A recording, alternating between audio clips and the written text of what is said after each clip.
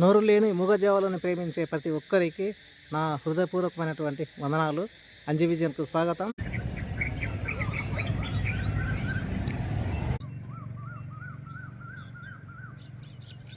ఈరోజు రాత్రిపూట ఈ వీడియో ఎందుకు చేస్తున్నానంటే, ఇటీవల కాలంలో కామారెడ్డి, హన్మకొండ జిల్లాలలో దాదాపు 500 దాకా వీధి కుక్కలను విషం పెట్టి చంపేశారు. ఆ బాధతోనే వీడియో చేస్తున్నాను. విషం పెట్టి కుక్కల్ని చంపమని ఎవరు చెప్పారు? ఎవరు అధికారం ఇచ్చారు? సుప్రీంకోర్టు చెప్పిందని అంటారు. ఇంతకు సుప్రీంకోర్టు ఏం చెప్పిందో గైడ్లైన్స్ చదివారైతే, ఢిల్లీ వీధులలో రద్దీగా ఉండే ప్రాంతాలలో, చౌరస్తాలలో జనం గుమిగూడే చోట వీధి కుక్కలు ఉంటే వాటిని వేరే చోటికి రీప్లేస్ చేయండి అని చెప్పడం జరిగింది. వాటి వల్ల సమస్య తలెత్తుతుంది. పబ్లిక్ లోకి వచ్చి అవి కరుస్తుంటాయి.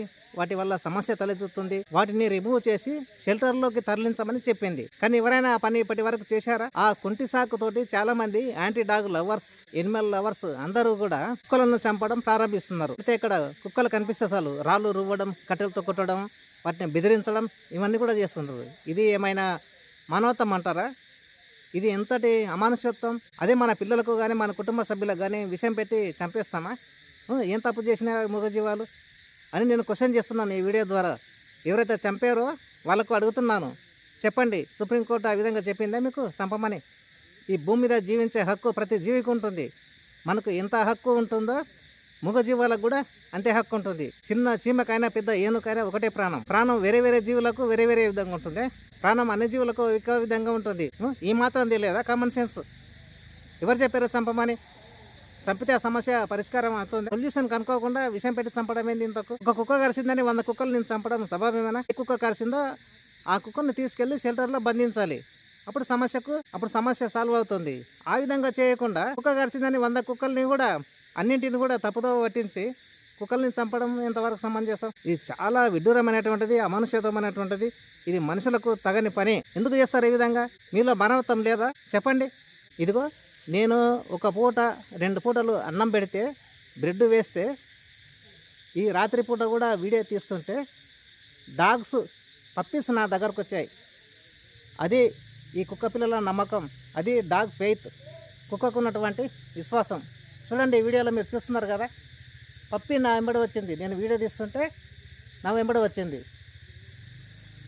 ఇదిగో కుక్క పిల్లలు, తల్లి కూడా కదా, తల్లి కూడా వచ్చింది. ఎక్కడ ఉందో అటువంటి కుక్కల్ని, విశ్వాసాన్ని పట్టుకొని మీరు చంపడం ఇంతవరకు కరెక్టు? గుడ్డ మీద చేసుకొని చెప్పండి. ఇంతకు మరి పాయిజన్ పెట్టి చంపడమా? ఒకవేళ మీకు ఇష్టం లేకుంటే వాటిని ఒక షెల్టర్లో కట్టించి, ఒక భవనంలో పెట్టి అక్కడికి తరలించాలి.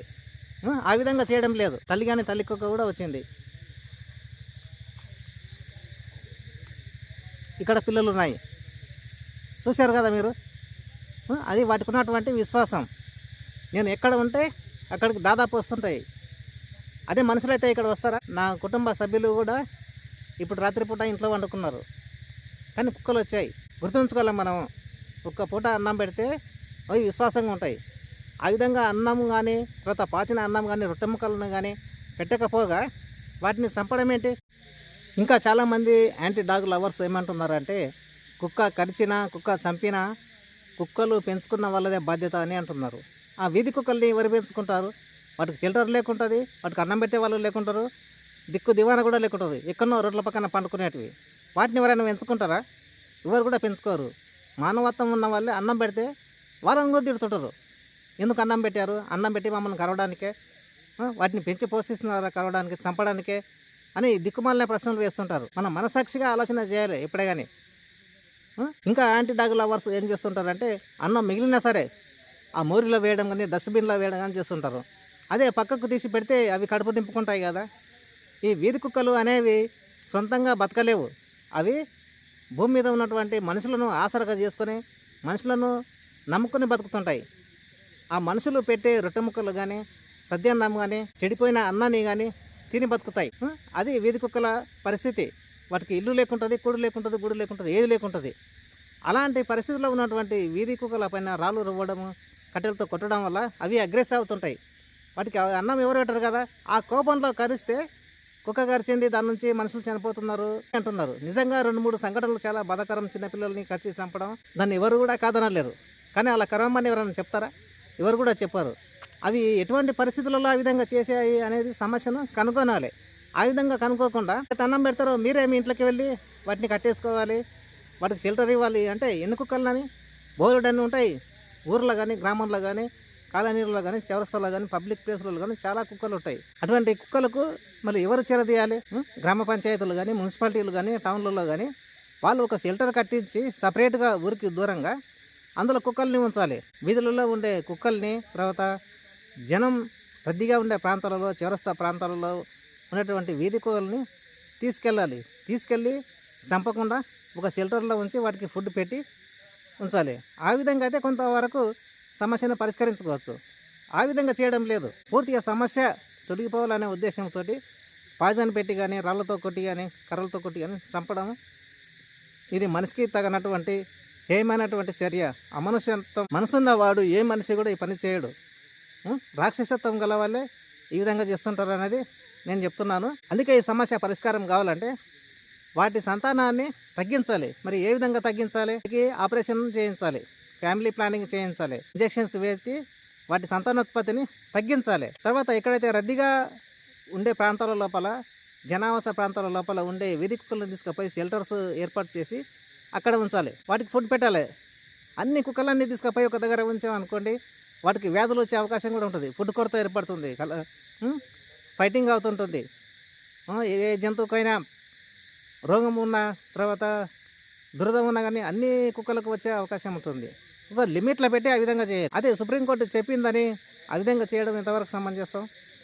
ఈ నెల జనవరి 20న తీర్పు వెలువడనుంది.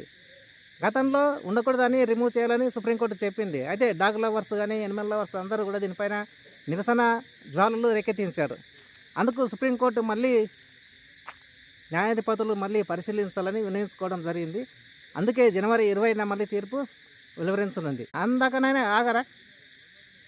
గ్రామ పంచాయతీలు కానీ, మున్సిపాలిటీలు కానీ వీటిపైన చొరవ తీసుకొని ఉండే ప్రాంతాల్లో ఉండేటువంటి డాగ్స్ను ఒక షెల్టర్ ఏర్పాటు చేసి వాటికి ఒక దగ్గర ఉంచాలి. ఆ విధంగా ఉంచితే ఈ జనావాసాలలో వీధి కుక్కలు ఉండవు కదా. ఆ విధంగా చేయకుండా చంపడం ప్రారంభిస్తే ఈ భూమి మీద కుక్క అనే జాతి లేకుండా ఉంటుంది. చివరకు మన పిల్లలకు, మన పిల్ల తరాలకు కూడా కుక్క ఎటువంటిదో బొమ్మల రూపంలో చూపించవలసి వస్తుంది. అటువంటి పరిస్థితి ఏర్పడే అవకాశం ఉంది. ఎంత మాత్రము సబబు కానటువంటి విషయం. మానవత్వంతో మనిషి ఆలోచన చేయాలి. ఏ జంతువును కూడా విషం పెట్టి కానీ చంపకూడదు. దారుణమైనటువంటి పరిస్థితి. ఆ విషయాన్ని మనమే తాగామనుకోండి ఎంత బాధ ఉంటుంది. చాలామంది ఇదే ఆలోచన చేస్తుంటారు, కుక్కల్ని చంపేస్తే పరిష్కారం అవుతుంది అని అనుకుంటారు. కానీ సమస్యను మాత్రం కనుగొనడం లేదు. ఆ సమస్యకు పరిష్కారం చూపాలి అన్నది నా యొక్క విన్నపం. ఇంకో విషయం ఏమిటంటే, వీధులలో కానీ, జనం రద్దీగా ఉండే ప్రాంతాల లోపల అల్లరి పిల్లలు చాలా మటుకు బైక్ రైడింగ్ కానీ, వెహికల్ రైడింగ్ అని చేస్తుంటారు. ఆ విధంగా చేసేటప్పుడు స్పీడ్గా వెళ్ళేటప్పుడు చిన్న పప్పీస్ కూడా చనిపోతున్నాయి. మొన్న ఒక పప్పి నాది చనిపోయింది, ఈరోజు కూడా ఒక పప్పి చనిపోయింది. రక్తం కక్కి పూర్తిగా దాని తలపైన వెహికల్ పోయినట్లుంది, రక్తం గడ్డగట్టింది. ఎంత బాధాకరమైనటువంటి పరిస్థితి అంటే అది చూస్తే కానీ చెప్పలేను. అందుకే ఈ వీడియో చేస్తున్నాను. వాళ్ళు కూడా ఒక రిక్వెస్ట్, వాటికి కూడా ఫ్యామిలీస్ ఉంటాయి. తండ్రి అంటే ఎవరో తెలియదు. మనకు కూడా మన తండ్రి అంటే ఎవరో తెలియదు. మనం కన్నటువంటి తల్లి చెప్తేనే పలానా వాడు నీ తండ్రి అంటేనే మనం చెప్తాం. కానీ తండ్రి ఎవడో మనకు తెలియదు, అది తల్లికి మాత్రమే తెలుస్తుంది. తెలుసుకోండి విషయాలు కూడా అన్నీ కూడా. భూమి మీద మనం జీవిస్తున్నాం అంటే కొంచెమైనా మనకు తెలివి ఉండాలి. తెలివితోటి ఆలోచన చేయాలి. తెలివి లేని పనులు చేస్తే అన్ని విధంగానే ఉంటాయి. క్రూర మృగంలా మనిషి మారుతున్నాడు. మనిషి అంటే మానవత్వంతో ఉండాలి, సంఘజీవి. అవన్నీ విడిచిపెట్టి రాక్షసత్వాన్ని ప్రదర్శిస్తే ఎట్లా? అడవిలో ఉండే మృగాలకు సొసైటీలో ఉండేటువంటి మనిషికి ఏం తేడా ఉంటుంది? ఏమీ కూడా తేడా ఉండదు. కనీసం అడవిలో మృగాలైనా అవి మారుతున్నాయి, కానీ మనిషి మాత్రం సొసైటీలో మారడం లేదు. చాలా బాధాకరమైనటువంటి విషయం. కుక్కల్ని చంపవద్దు, వాటికి పరిష్కారం కనుక్కోనండి. చాలామంది రిచ్ ఫ్యామిలీస్ కానీ, బాగా హయ్యర్ ఆఫీసర్స్ కానీ విదేశీ డాగ్స్ పైన మోజు చూపుతుంటారు.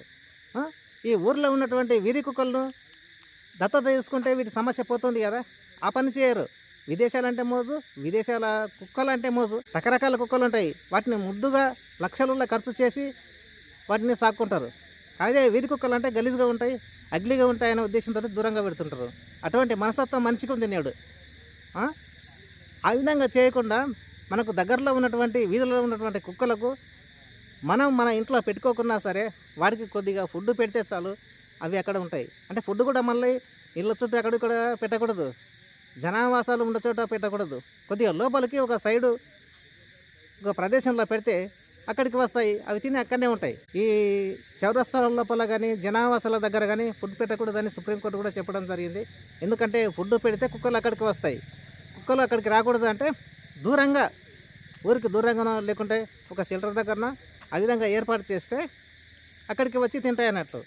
మనం ఒకసారి ఫుడ్ ఎక్కడైతే పెడతామో మళ్ళీ కుక్క అదే ప్రదేశానికి వస్తుంది. ఇది మాత్రం నిజం. ఇవన్నీ కూడా గమనించాలని వ్యూవర్స్ను కోరుతున్నాను, యాంటీ డాగ్ లవర్స్ను కూడా కోరుతున్నాను. ఆలోచన చేయండి మీరు, నేను చెప్పిన దాంట్లో వాస్తవం ఉందా లేదా అనేది. గుడ్డిగా చేయొద్దు, ఆ విధంగా చేయకండి. మీరు ఒకసారి మీరు ఆలోచన చేస్తారని రిక్వెస్ట్ చేస్తూ ఈ వీడియోని పూర్తిగా చూడండి, మీరు కామెంట్ చేయండి. Okay, thank you so much.